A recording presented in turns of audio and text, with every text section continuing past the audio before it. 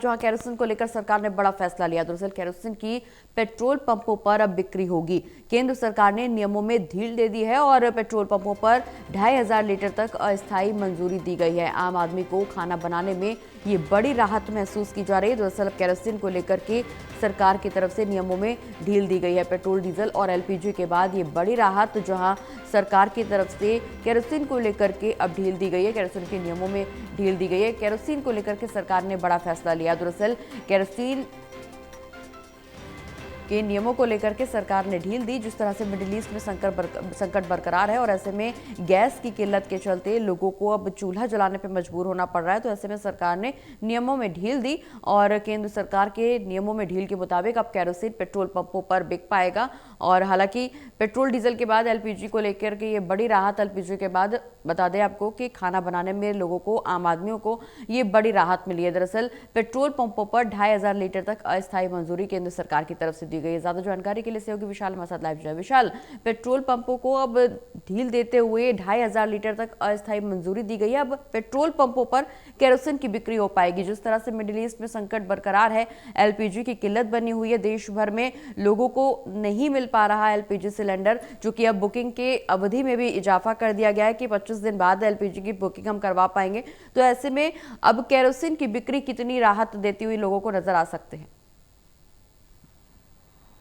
प्रगति, बिल्कुल देखिए, अब केंद्र सरकार की तरफ से जो है एक बड़ा फैसला लिया गया है और अब पेट्रोल पंप्स पर केरोसिन जो है उपलब्ध कराया जाएगा, क्योंकि लगातार जो मिडिल ईस्ट में जो वॉर चल रहा है उसके कारण जिस तरह से भारत में इसका असर काफ़ी तौर पर पड़ा है और एलपीजी का एक संकट गहराया, इसके वजह से लोगों को एलपीजी सिलेंडर में जो है काफ़ी किल्लतों का सामना करना पड़ रहा है। हालांकि सरकार पहले दावे जरूर कर रही थी कि किसी प्रकार की कोई किल्लत एलपीजी को लेकर नहीं है, लेकिन अब जिस तरह से कल सरकार पंप्स पर केरोसिन ऑयल जो है वो मिला करेगा। और हालांकि ये जो केरोसिन ऑयल मिलने की जो आदेश दिया गया है ये केवल अस्थायी रूप से अभी आया है और अगले जो 60 दिन हैं उन 60 दिनों आया है और ये कहा गया है कि 21 राज्यों में हर जिले में 2 पेट्रोल पंप्स को ये जिम्मेदारी दी जाएगी और 2500 लीटर की क्षमता तक जो है पेट्रोल पंप जो है वो केरोसिन अपनी कैपेसिटी रख सकते हैं और जनता वहाँ पर जाके केरोसिन ऑयल खरीद सकती है।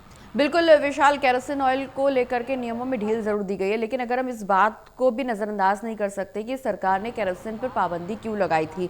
अगर यहाँ पर वापस से केरोसिन की बिक्री होती है और उस दौरान वो गलत इस्तेमाल होता है, तो उसको लेकर के भी सरकार की तरफ से क्या कोई नियम, कायदे, कानून बनाए गए हैं?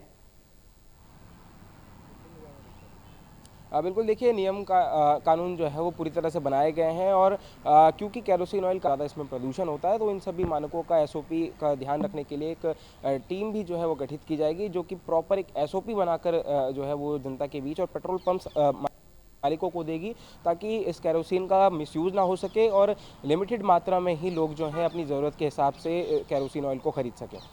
बिल्कुल विशाल, ऐसे में विपक्ष एक बार फिर से हमलावर है, क्योंकि विपक्ष का दावा है कि एक तरफ तो सरकार का कहना है कि एलपीजी गैस सिलेंडर की कोई कमी नहीं है, कोई किल्लत नहीं है, बस कालाबाजारी को लेकर के सरकार कदम उठा रही है, लेकिन दूसरी तरफ केरोसिन को लेकर के राहत देना, नियमों में ढील देना कहीं ना कहीं सरकार के दोहरे रवैये को दर्शा रहा है विपक्ष का आरोप। बिल्कुल देखिए, ज़ाहिर तौर पर क्योंकि जब केरोसिन ऑयल एक समय पर यूज़ किया जाता था और धीरे धीरे उज्ज्वला योजना जैसी स्कीमें आने के बाद केरोसिन ऑयल का यूज़ धीरे धीरे कम हो गया और कई राज्य ऐसे हैं जहां पर केरोसिन मुक्त राज्य उन्होंने अपने आप को घोषित कर लिया था, लेकिन अब अचानक से फिर से केरोसिन ऑयल का यूज़ जो है उसको अलाउ करना, ये अपने आप में काफ़ी बड़े सवाल भी खड़े करता है, क्योंकि केरोसिन ऑयल माना जाता है कि काफ़ी ज़्यादा प्रदूषण फैलाता है।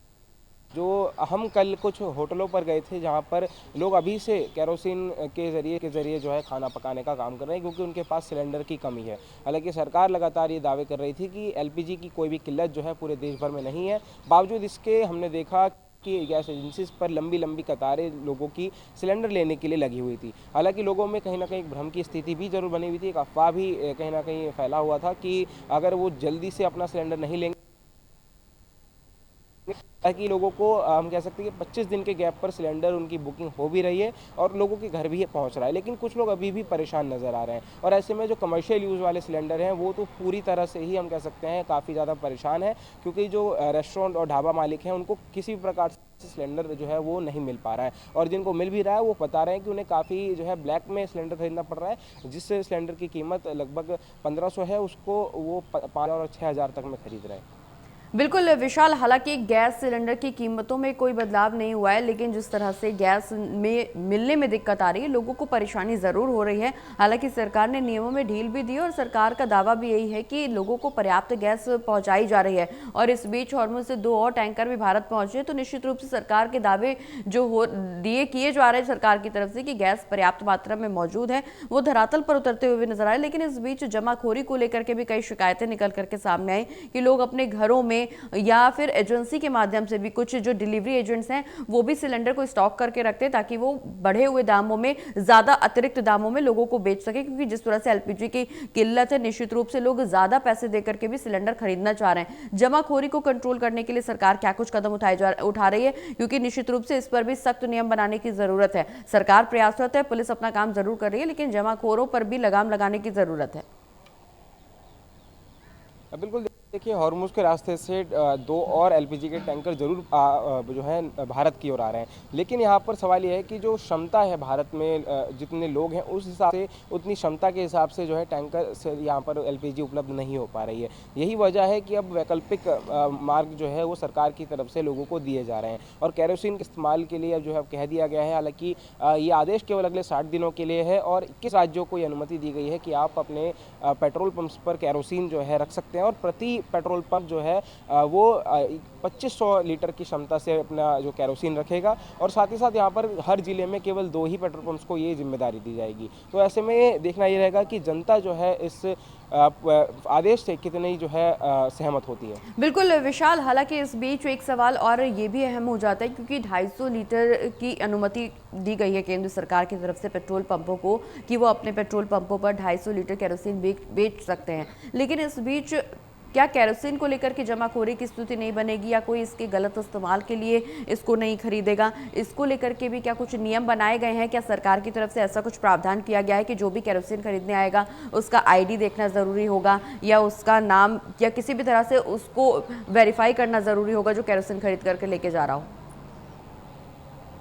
देखिए, बिल्कुल इसको लेकर एक एसओपी जो है बनाई जाएगी और उसी एसओपी के तहत उसका पालन करके जो सभी पेट्रोल पंप्स हैं वो जो कस्टमर्स केरोसिन खरीदने आएंगे उनको दिया जाएगा। और ये भी सरकार की तरफ से कहा गया है कि केवल ज़रूरतमंदों को, जिनको काफ़ी ज़्यादा ज़रूरत है केरोसिन ऑयल की, उनको जो है वैलिड प्रूफ दिखाकर ही केरोसिन दिया जाएगा। हालांकि अब इस पूरे मामले को लेकर एक एसओपी तैयार की जाएगी और कुछ ही समय में वो एसओपी सबसे पहले पेट्रोल पंप्स को जो है भेजी जाएगी। जो पेट्रोल पंप्स के एसोसिएशन हैं उन सभी को ये एसओपी भेजी जाएगी और उसी के तहत उसका पालन करके जो केरोसिन ऑयल जिन भी पेट्रोल पंप्स को दिया जाएगा उसके अनुसार ही वो जनता में जो है केरोसिन ऑयल वितरित करेंगे।